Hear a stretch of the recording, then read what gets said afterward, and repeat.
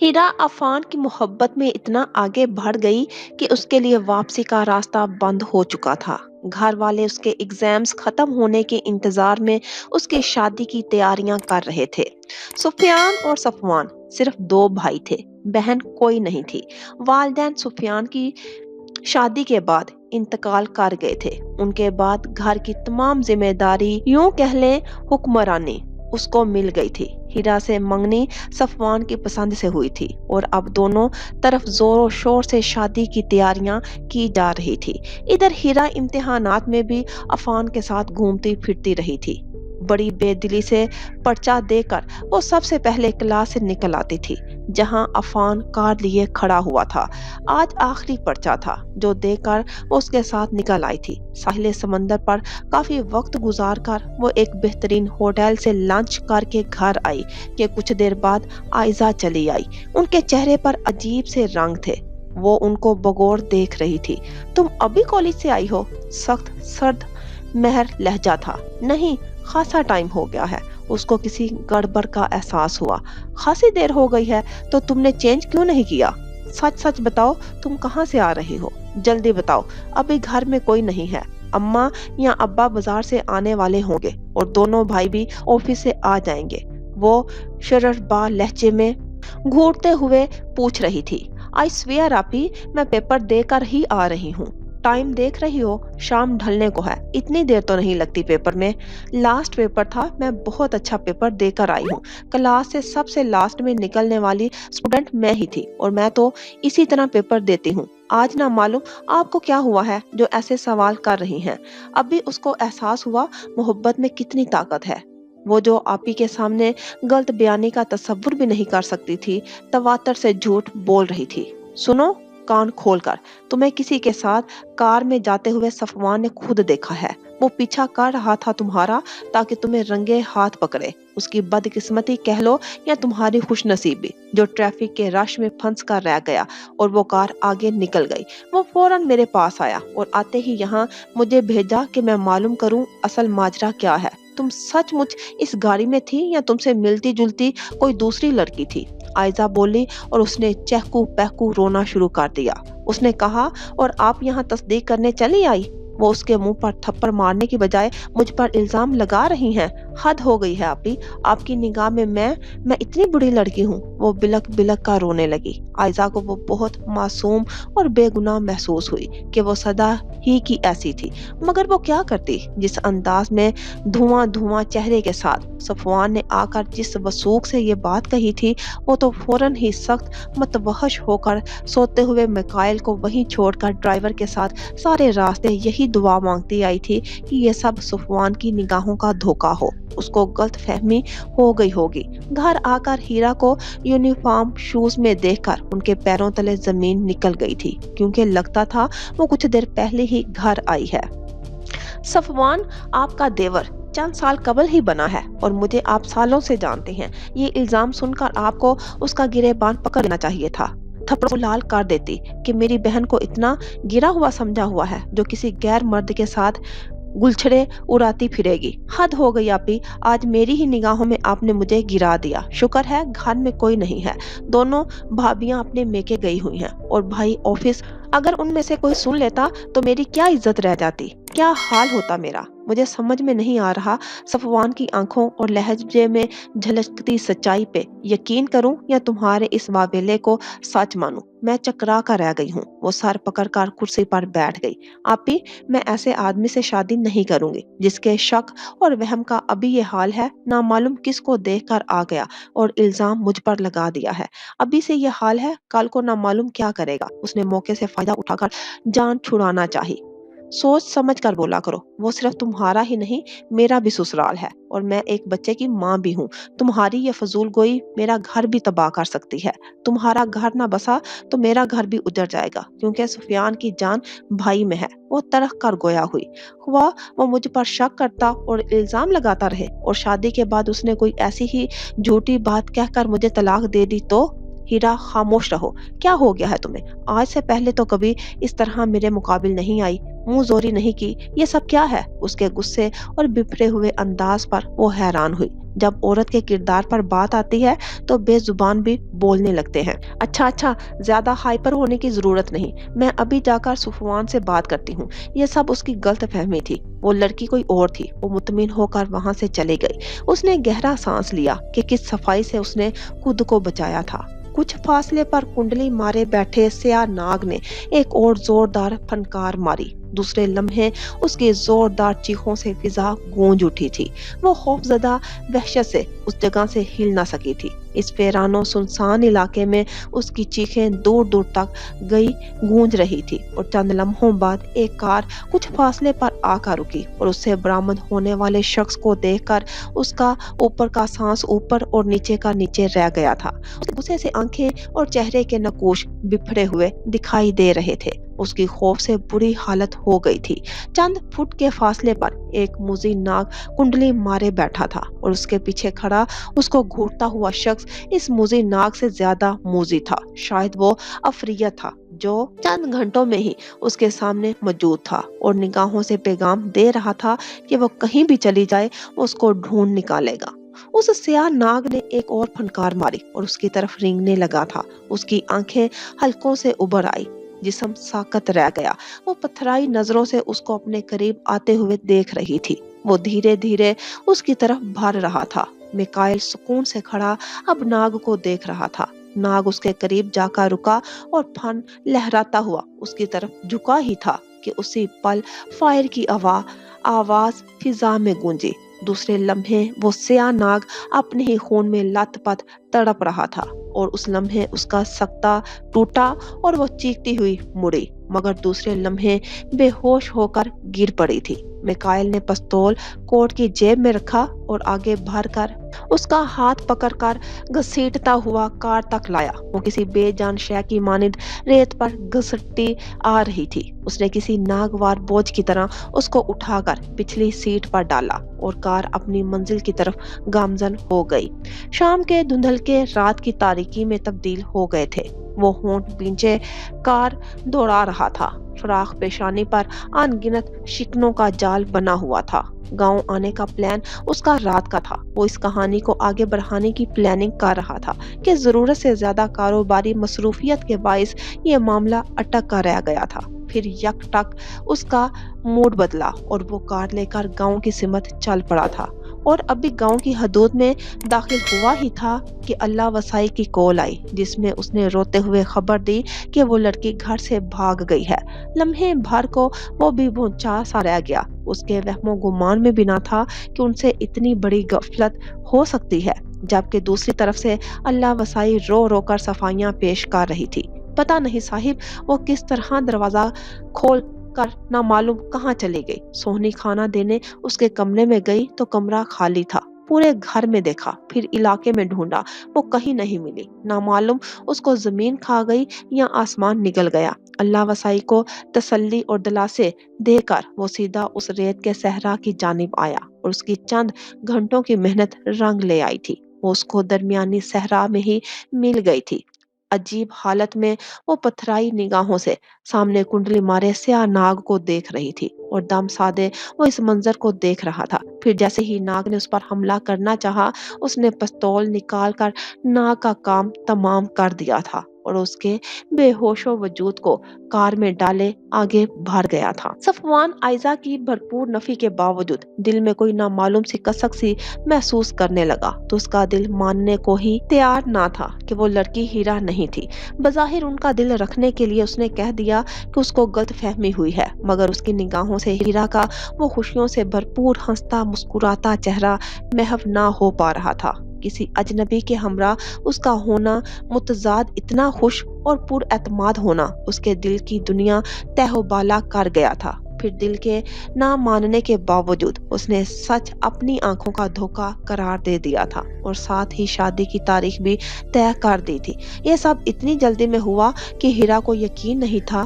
بھابیوں اور اماں نے مل کر اس امتحانات کے دوران ساری تیاری کر لی تھی، اور رہی صحیح کسر تاریخ طے ہونے نے کر دی تھی۔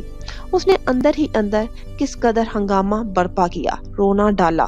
وہ ابھی اپنے امتحانات کی تھکن اتارنا چاہتی ہے، آرام کرنا چاہتی ہے، مگر جب بات ابا تک پہنچانے کی دھمکی دی گئی تو وہ پر کٹے کبوتر کی مانند پھر پھڑا کر رہ گئی کہ ابا کی سخت مزاجی اور چنگیزی فطرت کا سامنا کرنے کا اس میں کوئی حوصلہ نہیں تھا۔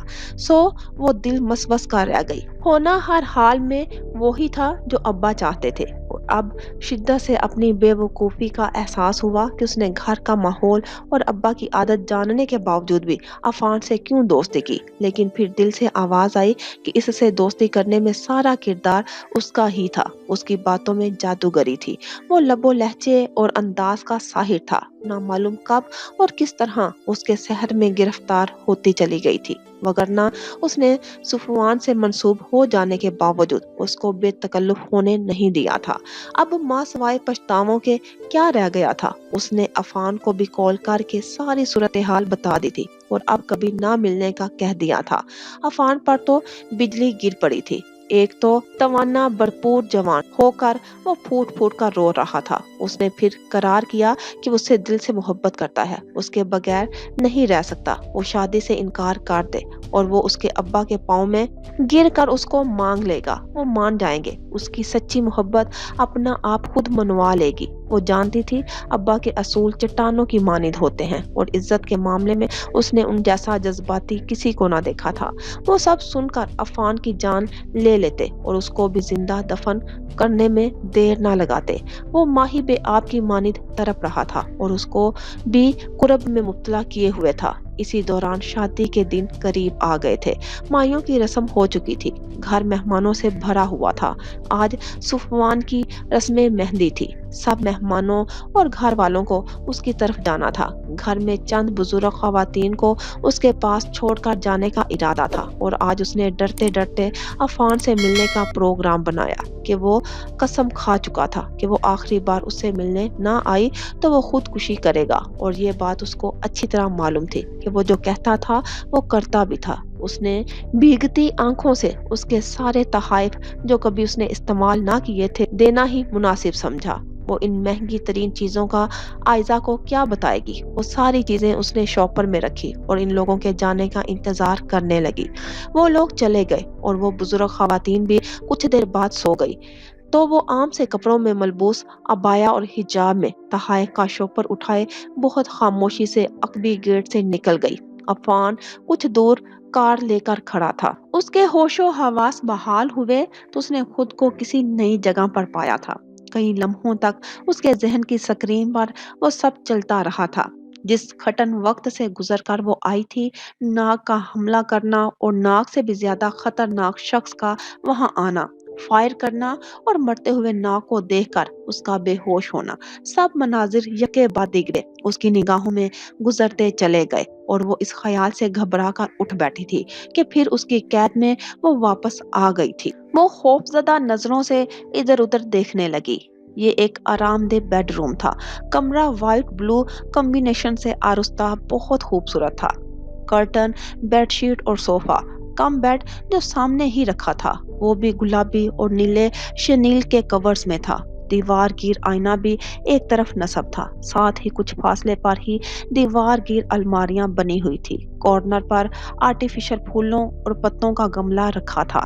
دیواریں ماربل کی بنی ہوئی تھی، فرش پر کارپیٹ تھا۔ وہ آہستہ آہستہ کھڑی ہوئی اور پردے ہٹا کر دیکھا تو باہر شیشوں کے پار بہت بڑے بڑے درخت نمایاں تھے، سبزہ زرد اور ویران تھا۔ وہاں کی خاموشی اور سناٹا دیکھ کر لگتا تھا یہاں کوئی ذی روح موجود نہیں ہے۔ بے حد خاموشی تھی۔ وہ خاموشی سے بیڈ پر آ کر بیٹھ گئی۔ سمجھ میں نہیں آ رہا تھا قسمت کیا کھیل کھیل رہی ہے۔ وہ نکل کر بھی نکل نہ سکی۔ نکاہت اس کو بے حد محسوس ہو رہی تھی۔ حلیہ گرد آلود ہو گیا تھا۔ وہ کمرے کے کونے میں بنے ہاتھ کی طرف بڑھ گئی۔ کچھ دیر بعد باہر آئی تو خاصی حد تک حلیہ درست ہو گیا تھا۔ بے تحاشا بھاگنے اور چلنے سے टांगों में दर्द और सूजन हो गई थी। वो फिर आकर बेड पर बैठ गई। दरवाजा खुला था। वो अंदर आया था, पीछे पीछे ट्रॉली लिए एक स्याह रंगत और तकरीबन खासी हद तक भयानक चेहरे वाला शख्स था। वो आकर आराम से सोफा कम बेड पर बैठ गया था और मुलाजिम को ट्रॉली उसके आगे रखने का इशारा करके हाथ से जाने का कहा। तुम तुम चाहते क्या हो आखिर? सांप से क्यों बचाया मुझे? मर जाने दिया होता, कम अज कम ये रोज रोज के मरने जैसे से निजात मिल जाती। उसने गुस्से में आकर उठना चाहा, मगर अकड़ी टांगों ने उठने से माजरत करते हुए उसको दोबारा बैठने पर मजबूर कर दिया था। वो सिर्फ चीख कर रह गई, मैं कोई बकवास सुनना नहीं चाहता, चुपचाप नाश्ता करो। उसके लहजे में मखसूस सर्द मोहरी थी। वो सिगरेट सुलगा रहा था। नहीं खाना मुझे कुछ भी, तुम्हारे नाश्ते की भूखी नहीं हूं मैं। खाना तो तुम्हें पड़ेगा, तुम नहीं खाओगी तो मुझे खिलाना आता है। हरगिज नहीं, किसी में ताकत नहीं है मुझे जबरदस्ती खिलाने की। आई सी, मुझे चैलेंज कर रही हो? उसने उसकी तरफ देखा, जवाबन उसने कुछ नहीं कहा। खामोशी से ट्रॉली एक तरफ कर दी। चंद लम्हे और बिना किसी तासुर के कुछ पे कुछ लगाता रहा। फिर एकदम उसकी सख्त पथरीली आवाज दूर तक गूंजती चली गई। मौला बख्श, मौला बख्श। जी साहिब। वो ही स्याह फाम मुलाजिम दूसरे लम्हे में अंदर दाखिल हुआ। अपने हाथों से बीबी को नाश्ता कराओ, वो बेनियाजी से गोया हुआ। हुक्म पाते ही वो मुलाजिम आगे बढ़ा। उसके अंदाज में सादतमंदी और जारहानापन था, गोया वो हर हाल में अपने मालिक का हुक्म पूरा करेगा। ए ए, तुम्हारा दिमाग खराब है? हटो यहाँ से, जाओ। उसको ट्रॉली घसीट कर आगे करते हुए देखकर घबरा कर गुस्से से बोली, बीबी माफ करना, हम सिर्फ साहिब का हुक्म मानने का पाबंद है। वो इत्मीनान से ब्रेड पर बटर लगाता हुआ बोला। लिजा की निगाहें उसके बालों से भरी स्याह मोटी मोटी उंगलियों पर थी, जिनमें पकड़ा व्हाइट स्लाइस नुमाया था। उसके अंदर कराहत दूर दूर तक फैल गई। आप इसको मना कर दें प्लीज, मुझे नहीं खाना। वो मोबाइल में मसरूफ मोबाइल से मुखातिब हुई। उसने कोई जवाब नहीं दिया। वो इसी तरह से मोबाइल में मसरूफ रहा जबकि मौला बख्श मक्खन के बाद जैम लगा रहा था। मौला बख्श जल्दी करो, क्या खेलने बैठ गए हो? देर हो रही है। उसकी बात सुनते ही उसने हाफ बॉयल अंडे को काट कर नमक और काली मिर्च छिड़कनी शुरू कर दी। तरफ बढ़ता हुआ बोला, आप अपने हाथ से खा रही हैं या मैं अपने हाथों से खिलाऊं? वो उसको आहिस्ता आहिस्ता पीछे हटते देखकर मुअद्दबाना अंदाज में इस्तफसार करने लगा। वो नफी में गर्दन हिलाती हुई दूर हुई, फिर बोली, तुम जाओ यहाँ से, मुझे कुछ नहीं खाना, कभी नहीं खाना। मौला बख्श, तुम्हें किसका हुक्म मानना है? वो मोबाइल पर कोई गेम खेलता हुआ गराया तो मौला बख्श माफी मांगता हुआ नाश्ते की प्लेट लेकर उसकी तरफ बढ़ा और कबल उसके कि वो जबरदस्ती करके अंडा उसके मुंह में ठोंसता, उसने रोते हुए हार मान ली थी। दूसरे लम्हे वो अपने हाथ से बनाकर नाश्ता कर रही थी और आंसू तवातर से उसकी आंखों से बह रहे थे। अजीब बेबसी थी उसके खूबसूरत चेहरे पर। उसको खाते देखकर मिकाइल ने मुलाजिम को जाने का इशारा किया और मुलाजिम के जाने के बाद वो उससे कहने लगा, नाश्ते के बाद अपने बाप से बात करो। पापा से बात करूं?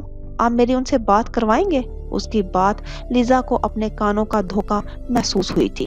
आयजा देख रही थी उसकी बीमारी की वजह से सब ही परेशान होकर रह गए हैं। उन्होंने खुद को संभाला।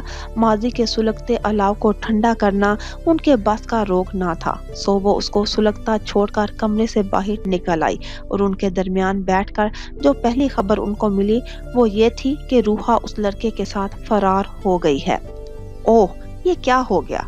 अच्छा, कल तुम मुझे ये न्यूज़ सुनाने आई थी। उनके चेहरे पर गहरे दुख की सरासिमीगी फैली तो वो चौंक कर हानिया से इस्तफसार करने लगी। जी, मगर आप क्यों इस कदर टेंशन ले रही हैं? अच्छा हुआ, ऐसे नाअक्बत लोगों के साथ ऐसा ही होना चाहिए। हानिया उनको परेशान देखकर तेज लहजे में गोया हुई। तुम नहीं समझ सकती बेटी, ये कितना बुरा हुआ है। यूं छुप छुप कर मोहब्बत नहीं की जाती, ये रुसवाई के रास्ते हैं। संभालो खुद को आयशा। सदीका ने उनके कांपते हाथ थामते हुए प्यार से कहा। सलमा बेगम कल खुद आई थी, सदमे और गमो गुस्से से पागल हो रही थी। वो तुमसे माफी मांगने आई थी। परसों उनके और तुम्हारे दरमियान जो गुफ्तगू हुई, रो रो कर वो बता रही थी और तुमसे बेहद शर्मिंदगी का इजहार कर रही थी, माफिया मांग रही थी। बेटी की मोहब्बत में वो तुम्हें उसका दुश्मन समझने लगी थी और बेटी ने उनकी मोहब्बत, यकीन और एतमाद का सिला ऐसा दिया था, किसी को मुंह दिखाने के काबिल ही ना छोड़ा। ये सब उनको आंटी के साथ बदतमीजी और बुरा सलूक करने का नतीजा मिला है। अगर वो जरा भी अकल से काम लेती तो उसी वक्त सच्चाई सामने आ जाती, मगर ज्यादती करने वाले को कभी कभी फौरन सजा मिल जाती है। परसों उन्होंने आपके साथ बुरा सलूक करके घर से निकाला और रात ही वो घर से भाग गई। हो गया फौरन ही दूध का दूध, पानी का पानी।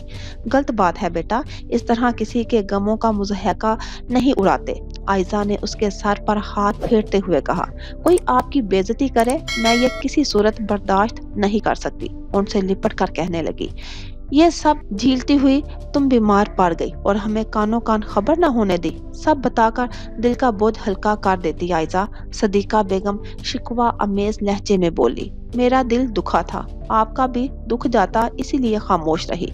आप हम सुख दुख के साथी हैं, फिर तुम क्यों दुखों की भट्टी में तन्हा ही जलती हो? बस आप माजी की अजियतनाक सोचों से जान छुड़ा लो।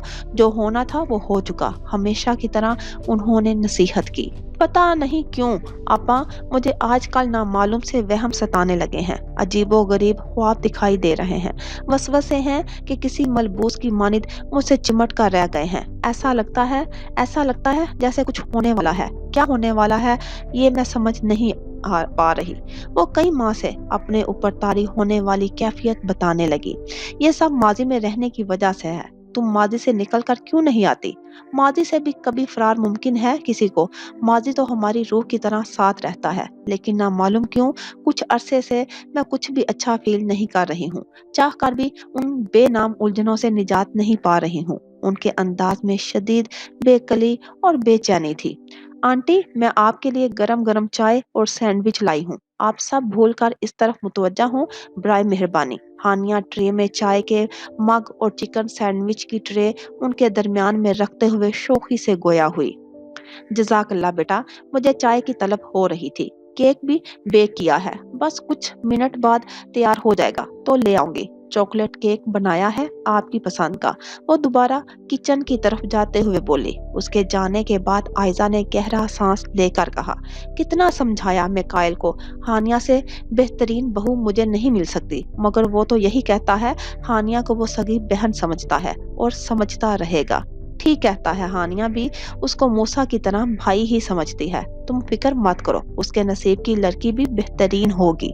ये आप कहाँ लेकर जा रहे हैं मुझे? मैंने आपसे कहा था मैं आपके गिफ्ट्स वापस करने और आपसे मुलाकात करने आई हूँ। मेरे पास ज्यादा टाइम नहीं है। मेहमान खवातीन में से कोई भी जाग गई तो भांडा फूट जाएगा। वो उसको कार आगे दौड़ाते देखकर फिक्रमंदी से बोली, आपको सबकी फिक्र है, अगर नहीं है तो फकत मेरी नहीं। मैं जानता हूँ ये आखिरी मुलाकात है हमारी, उसको मैं यूं सड़कों पर तो जाया नहीं करूंगा। घर जाकर हम आखिरी बातें करेंगे जो मेरी बातों का सरमाया होंगी। उसके रंजीदा लहजे में नमी सी थी। घर पर नहीं, देर हो जाएगी, घर वाले भी आ जाएंगे। उस पर एकदम ही बदहवासी सी तारी हुई और अब्बा का चेहरा याद आ गया। देखो, तुम मेरी न बन सकी हो और इसका मलाल मुझे उम्र भर रहेगा, लेकिन मैं तुम्हें सड़कों पर घुमाता रहूं ये मेरी गैरत गवारा नहीं करती। तुम डर क्यों रही हो? क्या तुम्हें मुझ पर एतबार नहीं है? उसकी कार इसी तरह रवां दवां थी, अलबत्ता लहजा निढाल और गमज़दा था। एतबार है तब ही आई हूँ, मगर घर जाना मुझे मुनासिब नहीं लग रहा। ना जाने कैसी घबराहट शुरू हो गई है। प्लीज वापस चलें, मुझे बहुत खौफ महसूस हो रहा है। मैं वापस जाना चाहती हूँ। यक लख्त उस पर वहशत सी तारी होने लगी तो वो सरासिमीगी की हालत में बोली, साफ कहो मुझ पर एतबार नहीं है, चलो छोड़ आता हूँ तुम्हें। उसने अफसुर्दा लहजे में कहते हुए गाड़ी वापसी की राह पर डालनी चाही तो उसको अजीब सी सुबकी का एहसास हुआ और उसने कह दिया कि वो कुछ देर के लिए उसके साथ घर चलती है, क्योंकि उसका फ्लैट नजदीक था। वो कुछ देर बाद ही उसके ग्राउंड फ्लोर फ्लैट पर पहुंच गए थे। वो बड़ी मोहब्बत से उसको अंदर लेकर आया। वो कमरा इस्तेमाल की हर अशिया से खाली था। लगता था यहाँ किसी की रहाइश नहीं है। जब यही सवाल उसने अफान से पूछा तो वो मगमूम लहजे में कहने लगा कि वो कल सुबह की फ्लाइट से दुबई जा रहा है। अब वो वहाँ कारोबार करेगा और यहाँ का सारा सामान वो फरोख्त कर चुका है। इस दौरान वो किसी के कॉल सुनते दूसरे कमरे में चला गया और चंद लम्हों बाद कोल्ड ड्रिंक लाकर उसको थमाई और खुद उससे जुदाई की बातें करने लगा। साथ साथ उसको बड़ी चाह से वो कोल्ड ड्रिंक पीने पर इसरार करता रहा। ये क्या हो रहा है? मेरा मेरा सर चकरा रहा है। कोल्ड ड्रिंक अभी पूरी भी नहीं पी थी कि उसकी हालत बिगड़ने लगी थी। कमरा उसको घूमता हुआ लग रहा था। कुछ नहीं हुआ, तुम स्ट्रेस में इस कदर हो इसलिए ऐसा महसूस कर रही हो। तुम उसको फिनिश करो, फिर मैं तुम्हें ड्रॉप कर आऊंगा। उसने जबरदस्ती उसको पिलाया, जिसको पीकर वो बेहोश होकर उसके बाजुओं में झूल गई थी।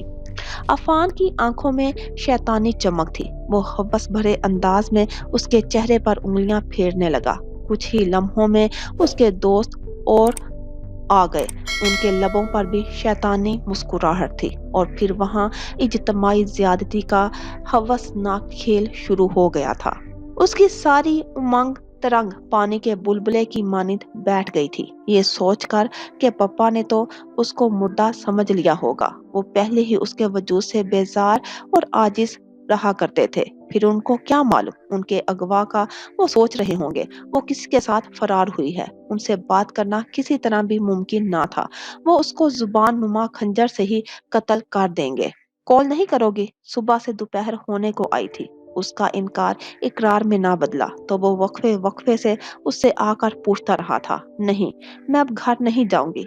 किस तरह अपनी बेगुनाही साबित करूंगी? क्या बताऊंगी कि मैं इतना अरसा कहाँ गुजार कर आई हूँ? कौन यकीन करेगा मेरी बात का? उसके लहजे में तंज के साथ साथ दुख भी था। अब मुझे किसी दारुल ईमान में भिजवा दे, मेरी जगह अब वही है।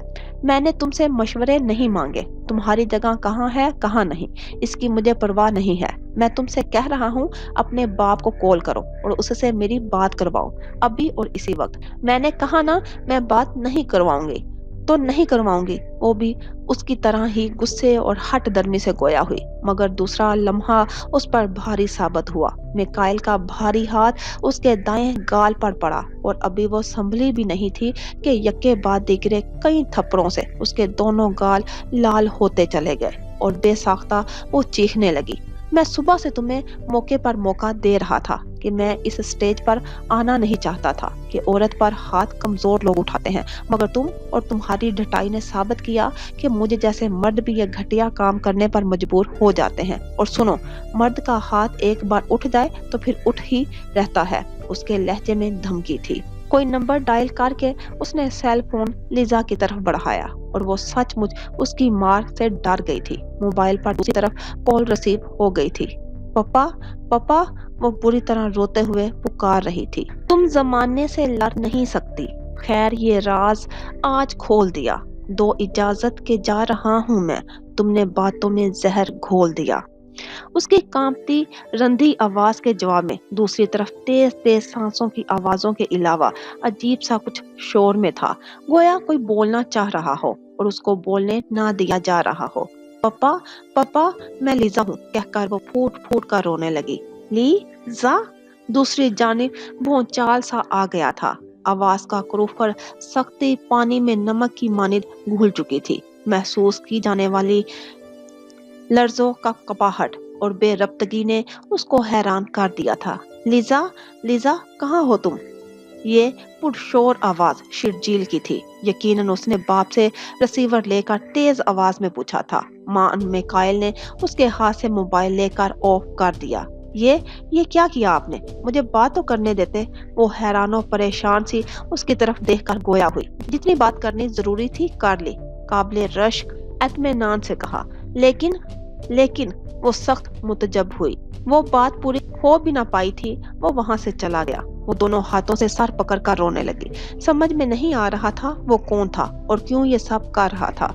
अभी जो हुआ उसका क्या मकसद था? सवाल दर सवाल जहन के पर्दे पर उभर रहे थे, जिनके जवाब से वो ना बल्द था, वो अपना काम करके जा चुका था और वो दोहरे कुर्ब में मुब्तला हो गई थी। रात धीरे धीरे से बीत रही थी। उसकी समातों में बाप की लड़सती कांपती बेरब्त आवाज, टूटा बिखरा बेरब्त लहजा गूंज रहा था। ली जा। वो आवाज उसके पप्पा की तो ना थी, वो किसी बेहद कमजोर और बेबस इंसान की आवाज थी। किस कदर बेचारगी और बेकसी से भरपूर आवाज थी। उसके पापा की आवाज बहुत दबंग थी। उनके सख्त और बेलचक लहजे से दरो दीवार कांप जाते थे। वो हमेशा से उनके लहजे के खौफ में मुब्तला रही थी। सोचों के नए सहरा में भटकते हुए रात के नामालूम किस पहर उसकी आंख लग गई और वो हर सोच से बेगाना होकर सो गई थी। शराफतो पारसाई, एतमादो एतबार पूरी तरह बेहिजाब होकर दूसरी सूरत में उसके सामने आया हो गए थे। रात भर वो उसके दोस्त उसे मोहब्बतों एतमाद का खराज वसूल करते रहे थे कि जब वो होश में आई तो कुछ ना बचा था, ना इस्मत, ना हिम्मत और भरोसा। वो शख्स जिसकी निगाहें ना उठती थी, जिसको अपने एहतराम और इज्जत से वो तशबिया देती थी, जब उठी तो मालूम हुआ वो कोई एहतराम और इज्जत ना थी, बल्कि वो तो नापाक अजाइम की पर्दापोशी के लिए ढोंग करता रहा था।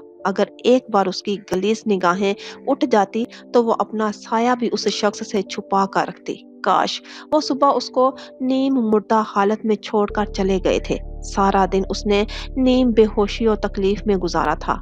अब दिन ढल रहा था। शाम के साए गहरे होकर खुले दरवाजे से ढलती शाम के सुरमई अंधेरे कमरे में दाखिल होने लगे थे, लेकिन कोई जी रूह यहाँ आकर ना भटका था। शाम के बाद रात ने अभी पड़ाव डाला ही था कि दूर से किसी के आने की आहट पैदा हुई थी। लम्हा ब लम्हा कदमों की आहटें करीब आती गई थी। माअन कोई कमरे में दाखिल हुआ और दूसरे ही लम्हे एक हल्की निस्वानी चीख वहां गूंजी। ओ माय गॉड, कौन हो तुम? वो कोई औरत थी जो उसकी अबतर हालत देखकर हैरत से चीखती चली गई और दूसरे लम्हे उस पर झुकी हुई इस्तफसार कर रही थी। उस लम्हे वो होशो हवा से बेगाना हो गई थी। जब उसकी आंख खुली तो उसने खुद को हॉस्पिटल के इंतहाई निगहदाश्त वार्ड में पाया था। शुक्र है अल्लाह का, तुम्हें होश तो आया। वहां मौजूद नर्स ने बाहर जाकर इतला दी तो एक बावकार खातून ने मोहब्बत से आकर उससे कहा, कौन हो बेटी तुम वहां तक कैसे पहुंची? वो एक जेरे तामीर इमारत है जहां अभी लोगों ने रहाइश भी इख्तियार नहीं की। एक हफ्ते से वहां पर कंस्ट्रक्शन का काम भी रुका हुआ था। फिर तुम वहां इस हालत में? उसको बुरी तरह रोते देखकर वो कुछ तौक़ुफ़ के बाद गोया हुई। मैंने वहां से गुजरते हुए तुम्हारी दर्द भरी सिसकियां सुनी थी और जब वहां थी तुम्हें इस हालत में देखा तो मैं डर गई। तुम बेहोश हो गई थी। मेरे भाई पुलिस में हैं, उनकी मदद से तुम यहाँ तक आई हो। अब बताओ मुझे कि तुम्हें कौन अगवा करके लाया था? कौन लोग थे जिन्होंने तुम्हारी ये हालत की? तुम्हारी हालत देखकर नहीं लगता कि तुम अपनी मर्जी से इन दरिंदों के साथ आई होगी। उनके लहजे में दुख और हमदर्दी थी। वो बड़ी अपनाइया से उसके आंसू साफ करते हुए पूछ रही थी। हिरा के आंसू और शिद्दत से बहने लगे थे। गुजरा हुआ वक्त लम्हा लम्हा उसकी बसारतों में घूमता फिर रहा था और वो खुद से ही निगाहें नहीं मिला पा रही थी कि अब बच्चा ही क्या था। एक रात ने अर्श से फर्श पर ला पटखा था। बोलो, कुछ तो बोलो बेटी, भाईजान आते होंगे, वो तुम्हारी बोलो, कुछ तो कहो बेटी, भाईजान आते होंगे, वो तुम्हारा बयान ले लेंगे। ये पुलिस केस बन चुका है, तुम्हें इन मुजरिमों का नाम बताना होगा। नहीं, मैं कोई बयान नहीं देना चाहती, वो कमजोर लहजे में बोली। देखो बेटी, डॉक्टर्स ने तुम्हारी तरफ से कोई हौसला अफजा बात नहीं की है। तुम्हारी जिंदगी अभी खतरे में है। तुम इन लोगों को क्यों बचाना चाह रही हो जिन्होंने तुम्हें मौत के मुंह तक पहुंचा दिया?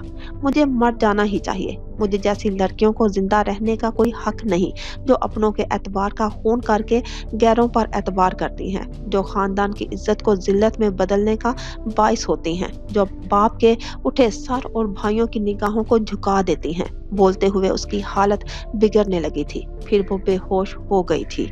जब वो होश में आई तो हालत पहले से ज्यादा बिगड़ गई थी। बेहतरीन इलाज और मुआवजे के बावजूद भी वो मौत की समत तेजी से भर रही थी। दरअसल वजह उसके नदामतों पछतावों से लबरेज वो एहसासात थे जो उसको किसी पल सुकून नहीं लेने दे रहे थे। किस तरह घर वालों को वो कांटों में घिरा छोड़ कर आई थी। माइयों की रात वापसी पर उसको घर में ना पाकर क्या गुजरी होगी उन सब पर। जिंदगी से ज्यादा इज्जत को अहमियत देने वाले अब्बा ने किस तरह सबका सामना किया होगा। भाई और अम्मा तो किसी से नजरें नहीं मिला पा रहे होंगे और आयजा आपी का क्या बना होगा। ये शायद अम्मा की आह थी या अब्बा की बददुआ जो चंद घंटों में ही अफान अपने दोस्तों के साथ उसका इस्तेमाल किसी टिश्यू पेपर की तरह करके फेंक गया था। कल के वाकये के बाद से वो इस कदर डर गई थी कि खाना खामोशी से जहर मार कर रही थी। अब भी नाश्ता करके फारिग ही हुई थी कि मिकाइल वहां आया तो वो उसको देखकर खड़ी हुई। वो उसके दूसरी तरफ खामोश खड़ा था। फिर उससे कुछ कहना चाहा मगर लब भींच कर खामोश रहा।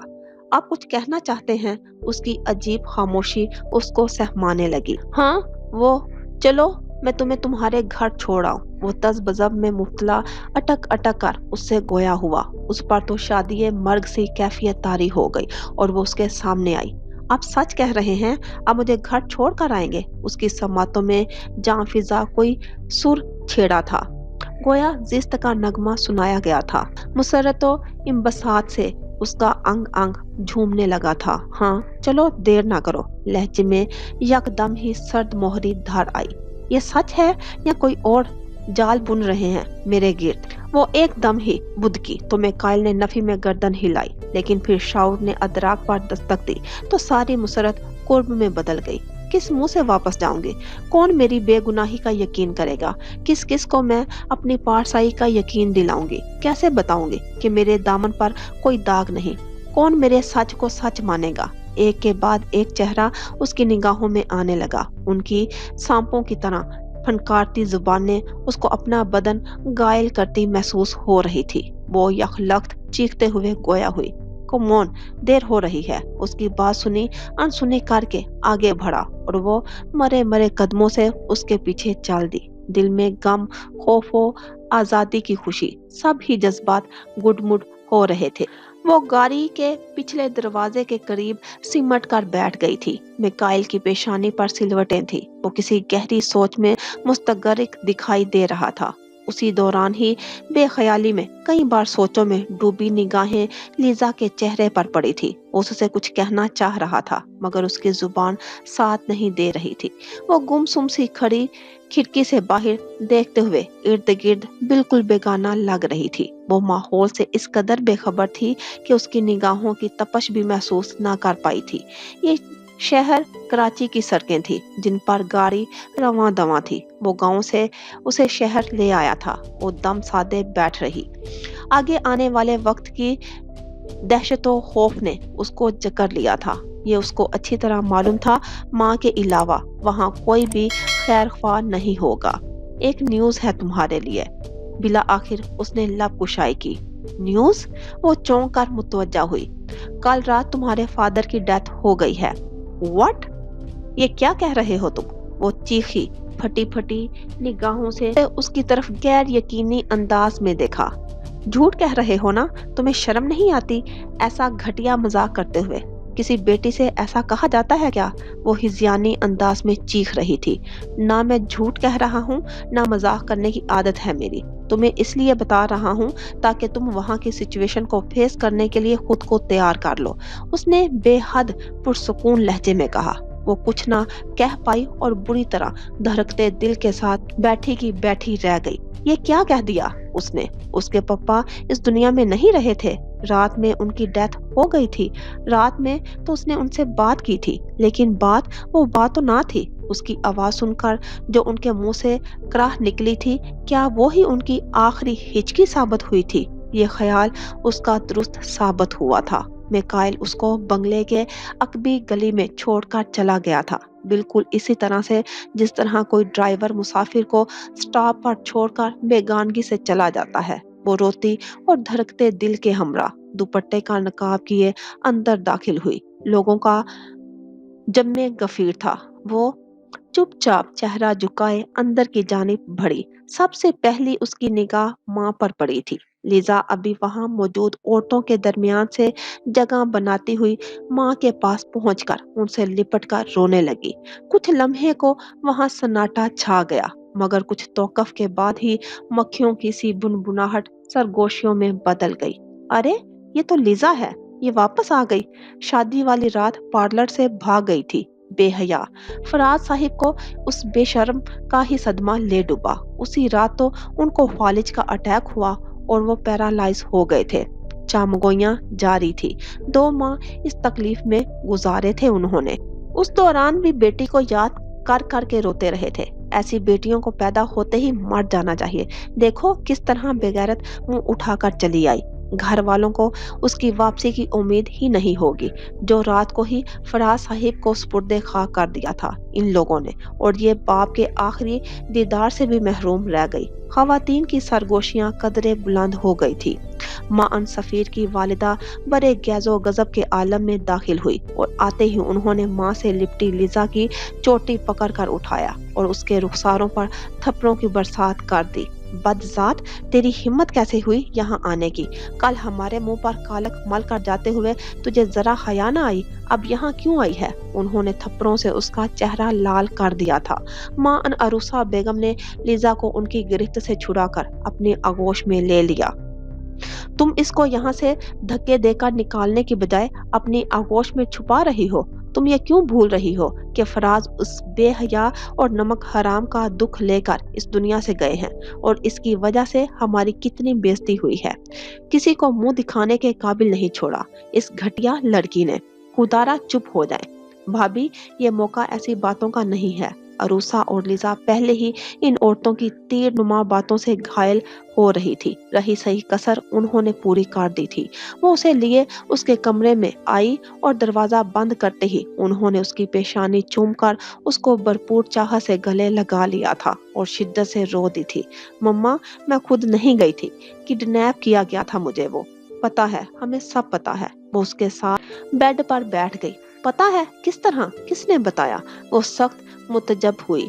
उस लड़के मिकाइल ने रात ही फोन करके सब बता दिया था। मिकाइल?